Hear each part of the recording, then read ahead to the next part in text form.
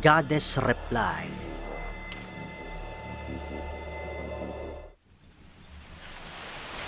A forested area in the wide zone of Frankfurt.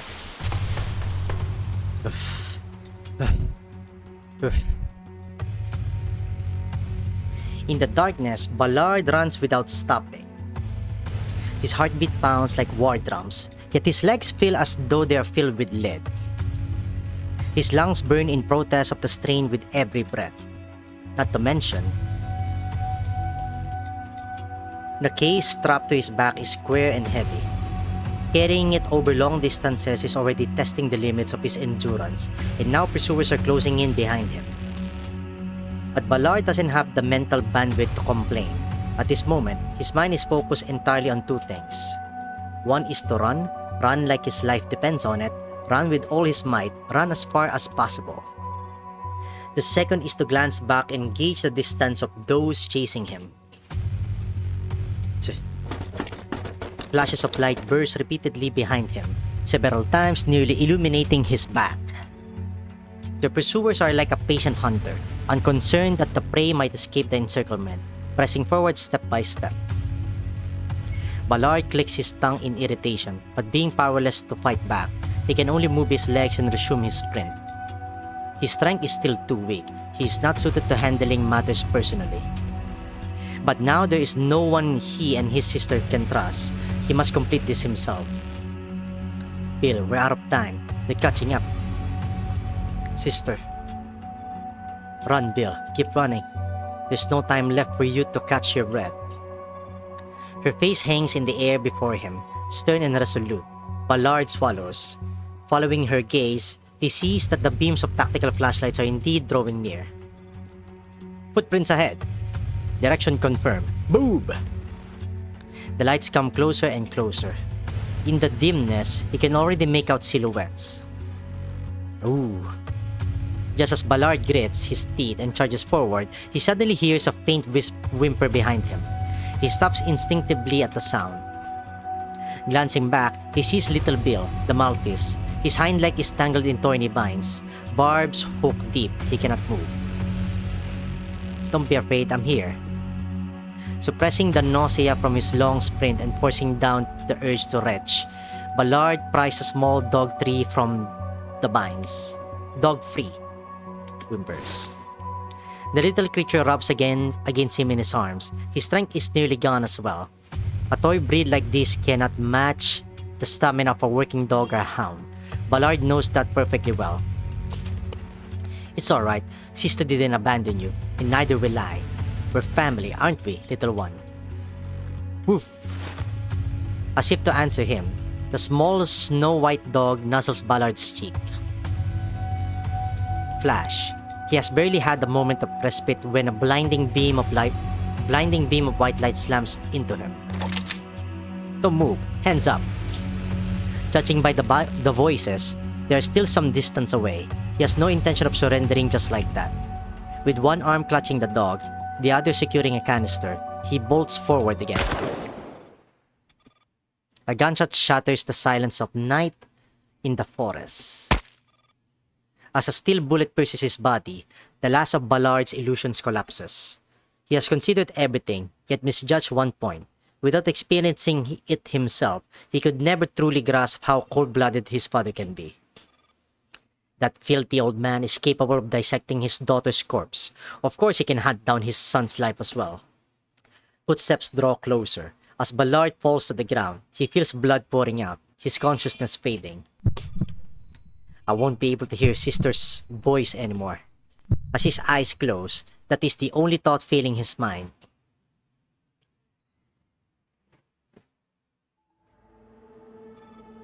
In the study of the Oberstein residence, White Zone, Frankfurt, half an hour earlier. If I heard correctly, Lunasia's brain slices are indispensable? As I understand it, only 1/5 of the slices were stolen. That should not impact localized experiments. I require a reasonable explanation, Laplace. On the other end of the comms line, Laplace remains utterly unfazed, her expression calm as still water. Your understanding is broadly correct, sir. However, in specific experimental contexts, details matter. The tissue Ballard stole consists of continuous coronal sections from the frontal association cortex to the medial temporal lobe. This region spans the prefrontal cortex to the hippocampal memory encoding circuit, responsible for cognition and thought.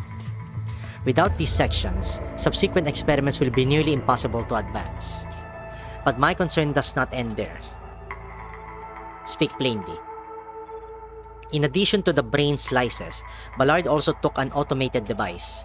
It's a device that can generate a surgical environment within 10 minutes. Though still in prototype stage, it meets minimum operational requirements. The technology was originally intended for battlefield medics. If nothing had been stolen, how many days would it take for you to complete our plan? 3. Oberstein considers this. A military officer is standing behind him. Your priority is to recover the target. Restrictions lifted. You are authorized to use live ammunition. Yes, sir. And the capture standard for the target? I have recently discovered that my inconspicuous youngest son possesses talents exceeding my expectations. A son rebelling against his father is quite natural. I myself got into all sorts of trouble at this age. If he survives this, I will gladly cultivate him as my successor. If it doesn't, then it only proves he falls far short of his sister. So, his own fate is up to him. You have 12 hours, no delays. Understood. In a forest cabin in the white zone of Frankfurt, it is like walking from a boundless nightmare. Sister! Ballard jolts awake, but not to a hospital ceiling or the concrete cage of captivity. Instead, he finds himself inside a wooden cabin, lying before a warm campfire. The Maltese notices first. He hears the patter of paws on the floor. Then the Maltese leaps onto him, licking his face with a damp tongue. Little Bill. Wait, I'm not dead. What happened? Cotton Ball, get down. Your master just woke up. To make trouble. Following the voice, Ballard looks up. The instant his eyes meet the owner of that bright chime-like voice, his heart nearly stops. Sister. He reaches out, desperate to confirm whether what he sees is real. The urgency overwhelms him so completely that he loses his balance. Huh? The girl, his sister, startles and instinctively steps back. With nothing left to grasp, Ballard falls to the floor.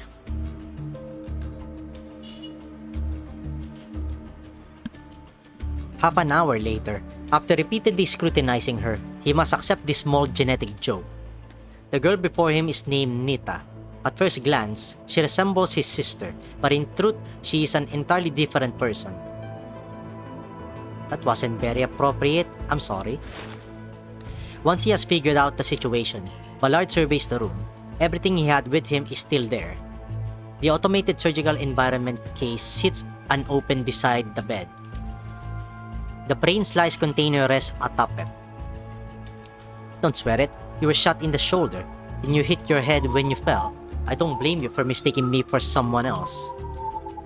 Nita's voice pulls him from his thoughts. So, you saved me? She brings him a bowl of hot soup. When he reaches for it, the gunshot wound in his shoulder makes him wince. Only now does he realize both his head and shoulder have been carefully bandaged. You were badly hurt, so I brought you back. When I found you, that little cotton ball was guarding you and wouldn't let me move you. Nita lips Little Bill. Somehow they have already grown close. You have my sincere gratitude, but I am curious. How did you evade the pursuers? Hehe, my family has hunted in this forest for generations. I know this place like the back of my hand. As for those men, I led them in circles until they lost the trail. Radiation levels here are not low. From what I know, most hunters have relocated. Seems that way, but I'm not very sensitive to radiation, so I've stayed. And how did you carry me back? Don't underestimate me just because I'm a girl. I'm quite strong. A small boy like you is nothing. I could carry a wild boar home if I had to. Did it not occur to you that I might be a criminal? What kind of criminal could a kid like you be? And even if you were bad, could you beat me? Damn. The moment I saw you, I knew you were exhausted. You're so young, yet your brows are already tightly furrowed. Even unconscious, your body was tense. And look at those dark circles. From your clothes and speech, you're not poor. Why live so miserably? You're just a little brat. You should be in school. Bill, look over there. Following Lunacia's voice, he notices a television playing in the room. Special police units armed with live ammunition are conducting a search for a smuggling ring in the forested area of Frankfurt's White Zone. Citizens with information are urged to contact the following number. On the screen, military helicopters sweep over the forest, poised as if hunting a dangerous syndicate. Goodness, how frightening. Could those have been the people chasing you? You know our father, arrogant, stubborn to the extreme. In his eyes, you cannot escape his grasp. This is his way of telling you so. Perhaps. Ballard mutters with narrowed eyes, though it is unclear to whom he replies. He lowers his head in contemplation. Later that night, in the forest cabin, Nita keeps watch, needing to pass the time. Little Bill is sleeping curled up beside her. He will not let us go, Bill. You'll be discovered sooner or later if you stay here. He doesn't mind being challenged. Bite a piece from him and he may even praise you. But if you do nothing, he won't care whether you live or die. Lunacia's voice murmurs in his ears.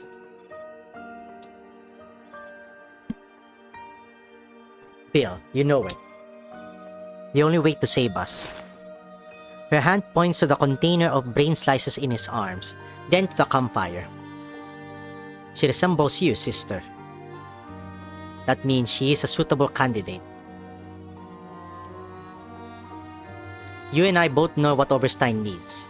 As long as you prove you have that capability, prove you have value worth exploiting, only then will you live.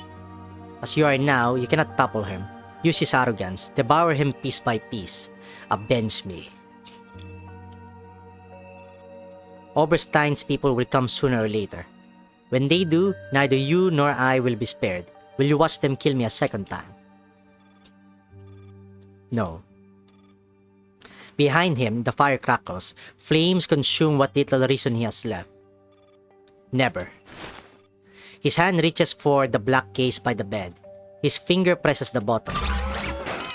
Intricate mechanical sounds begin to hum within the case. And with that, the last fragment of conscience within Ballard disappears.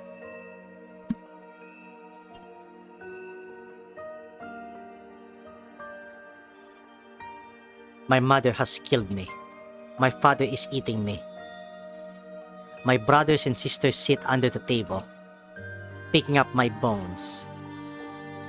And they bury them under the cold marble stones.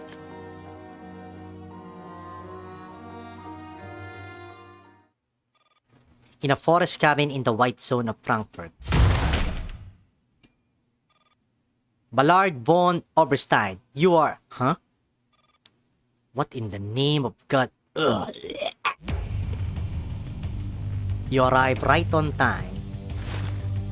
Ballard turns around, facing the two soldiers whose faces are deathly pale, who have even forgotten to raise their guns. Welcome, welcome. Ah, father, you're watching the live feed, aren't you? My apologies. I may have spoiled your appetite for dinner. Even the well-trained soldiers cannot suppress their terror at the horrific scene before them. On the walls, across the floor, along the corridors and passageways. Blood and severed limbs cover everything like paint flung wildly across a coarse canvas. And in the midst of this hellish tableau, the boy standing there with an innocent smile is practically the devil incarnate. Blood stains his one smile, soaking into the hair at his forehead, giving him an eerie appearance. Don't move. Ballard, you are under arrest. Only belatedly do the soldiers snap back to their senses. Facing the dark muzzles pointed at him, Ballard's lips remain curled in that pale smile as he slowly raises his hands. There is not the slightest trace of panic in him. From the shadows of the room, another shadowy figure drags itself forward. The being looks almost human. You, don't move. Hands up. Hostile threat confirmed. Whoosh. The soldier swings his gun toward it. Before entering the building, they had already received the briefing. Besides the target, there is also a local hunter inside. Though the sight before them has unsettled them for a moment, intelligence reports and the weapons in their hands do not lie. So when he turns his gun, he suddenly tastes iron in his throat. He looks down to see a hole pierce clean through his chest, without understanding what has happened. The next second, his neck is severed in a clean stroke. Blood erupts. Within a single breath, the soldier collapses. A dog that bites without permission is worthless. With narrowed eyes, Ballard gives a slight nod and snaps his fingers lightly. At a crisp sound, the monster halts all movement instantly. Do you like this gift, Father? The officer leading the squad does not lower his gun, but Ballard calmly watches his face twist with rage. Are you certain? I understand. He glances at Ballard, then at the being standing before him. A moment later, Ballard sees Oberstein's face appear through the comm feed. What is this? I call her a NATO. As you can see, they are absolutely reliable tools. Though your teacher dismisses it with disdain, I will acknowledge it. But I still require a concrete answer. What can it bring me? Everything you desire. I only wish to prove that I can make better use of my sister's legacy. Rather than allowing fools and trash to profane it, I will handle it personally. As you can see, even under such circumstances, I can complete a prototype. If you are willing to grant me an opportunity and sufficient resources, I can deliver to you an empire entirely under your control. Very interesting, Ballard. Are you implying that your teacher lacks such ability? I do not doubt Professor Laplace's capability in the slightest. But I am your son, Father. Only I will truly act in your interests. Bring your prototype and the slices back. We will discuss the matter in detail, in a more appropriate setting. As you command, Father. Do not forget to clean up, Ballard. You are no longer a child. The call ends. Ballard looks at the NATO before him and nods. You heard him? Clean it up. The NATO nods impassively. The next second, her figure vanishes from where she stands. What? The colonel closest to Ballard loses his head first. Ballard takes the communicator from his hand. He then walks into the bedroom and closes the door, shutting out the gunfire in the living room and the one-sided slaughter unfolding there.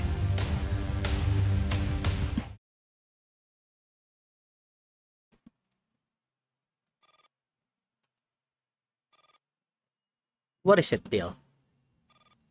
Nothing. Just remembering some old memories.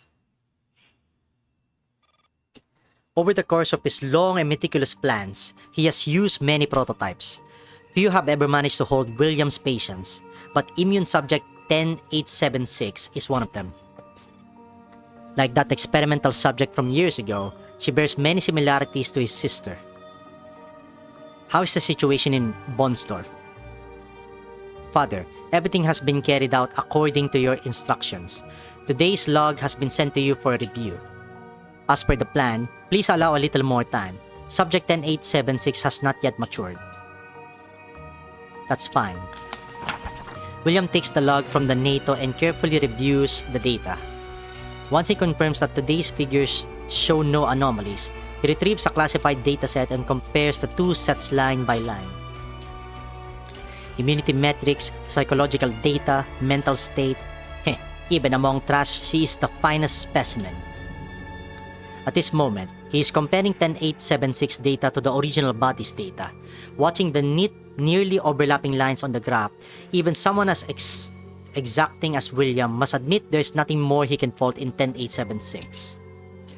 Perhaps that is why he tolerates many of the things she does. He is happy to overlook the behaviors that seem utterly meaningless to him. Such treatment is not something Trash deserves. Superior data alone would not move you to this extent. Bill, there must be another reason, I can tell. You're right. His sister's voice echoes by his ear again, sweet enough to intoxicate him. No matter how excellent the data, it is still merely quality trash. Still trash at the end of the day. But William pauses, his eyes drift to a corner of the room, where only he can see Lunacia's figure. He reaches out, but is unable to touch her. His fingers rest upon her hair, though it is without substance. Even so, the sight is precious beyond measure. Perhaps because she resembles you in some ways, my dear sister Lunacia. As part of the plan, this trash has its value. Subject 10876 will bring you back to my side. Give me a little more time. Your baby brother has grown into a man. He now possesses the strength to protect his sister. Lunacia's figure flickers, then moves beside William, offering him a warm embrace. He breathes in her scent in rapture and shudders in pleasure. Moments later, her image fades away, disappearing as before. Only then does William open his eyes and see the NATO trembling violently. What did you see? Nothing at all, Father. As it should be. Trash is trash because they don't see the bigger picture. He snaps his fingers. At the sound, the white NATO collapses, her life extinguished. Unconcerned with the fate of Trash, William activates the bee sting system and connects to real-time surveillance. On the screen is Bornsdorf.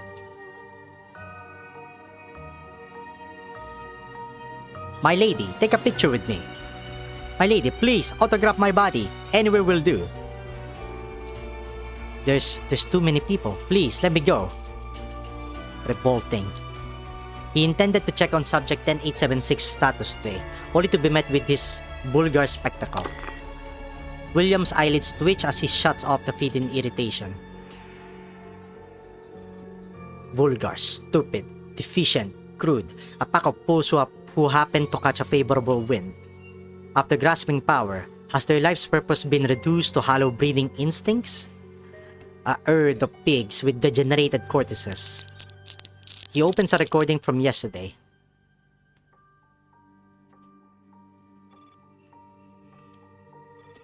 At the center of the image, Subject 10876 is quietly diagnosing a patient.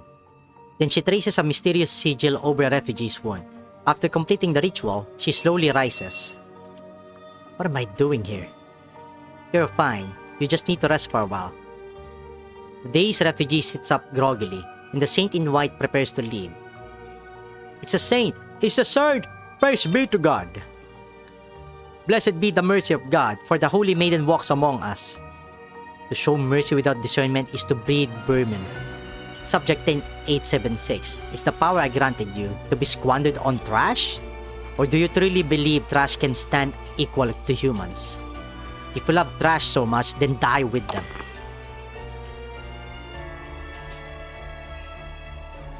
After pausing the footage, William rubs his brow. Undeniably, Subject 10876 closely resembles his sister even in temperament. He recalls her words.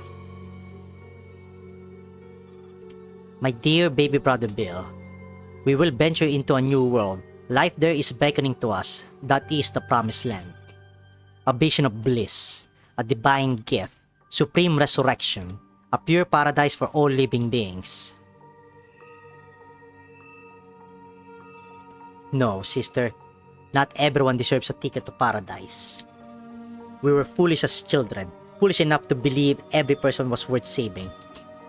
We forgot that some trash and waste belong in the dark gutters where they should die. He glances again at Subject 10876 and the refugees surrounding her on the screen, nausea rising in him. Paradise is meant only for the two of us. At that moment, the laboratory door opens automatically.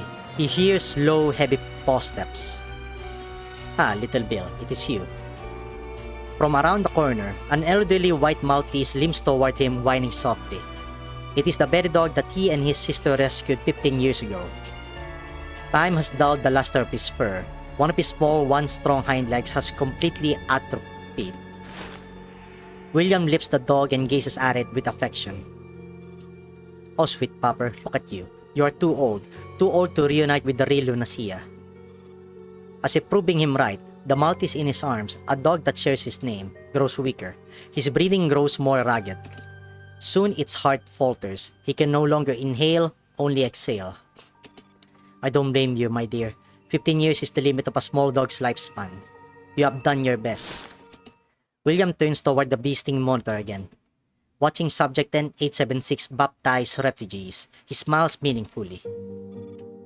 Subject 10876, allow me to teach you who is permitted to enter the new world and who is more deserving. You will not die. As a creation once graced by sister, you will receive a ticket to the new world. You should be grateful. You are already more fortunate than most of this world. The Maltese finally breathes its last, but William does not seem to care. He carefully shapes his fur, lays him neatly upon the operating table, and straps him down. Beside it rests another surgical bed, upon which lies the already dead white NATO. Good thing I did not go too far just now, only brain death. If cardiopulmonary death had occurred, it would have been troublesome. He selects surgical tools with care, a number 7 handle and a number 10 blade. Soon the blade becomes an extension of his fingers, reaching toward two hearts with vastly different fates. Sweet Pupper, consider it fortunate that I'm personally performing this operation. Few are granted such honor. After the surgery, you will be given new life and a long lifespan, long enough to await your true master's return. God. The Maltese heart is removed first. William cradles it, kissing its surface in rapture, inhaling its scent deeply. His nostrils twitch, but what fills them is not the metallic scent of blood. It is the fragrance of jasmine. Do not be afraid, little one. My duty is to bring back the master you long to see. Before that, you must awaken first.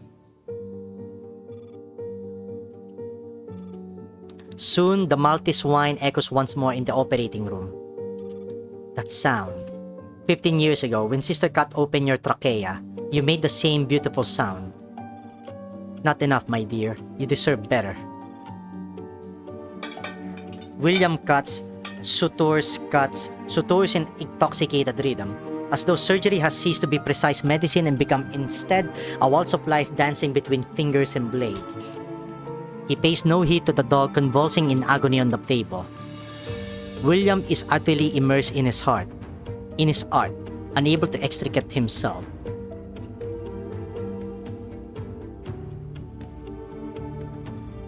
The operation is over, but the Maltese will take some time to awaken. Having scrubbed his hands, William stands before the bed, gazing at his creation. His eyes bore into the dog and beyond. My dear sister, I can finally fulfill my duty. Next, it will be you. Just as he murmurs to himself, a sharp, urgent alert shatters the rare silence. William frowns and immediately accesses the information. Before entering the new world, we need to purge the old one of vermin. He leaves the laboratory expressionlessly. On the unattended screen is a message. 5 minutes ago, an armed unit of tactical dolls invaded Bolmsdorf, led by a human commander. This individual took Subject 10876 away. The intelligence transmitted by a NATO includes a blurred image. It is too indistinct, and not every pest merits a registry in his memory. Yet after a moment, he recognizes this particular pest. Just as Subject 10876 is unique among trash, this Griffin commander stands out among pests as the one who has caused him the most trouble.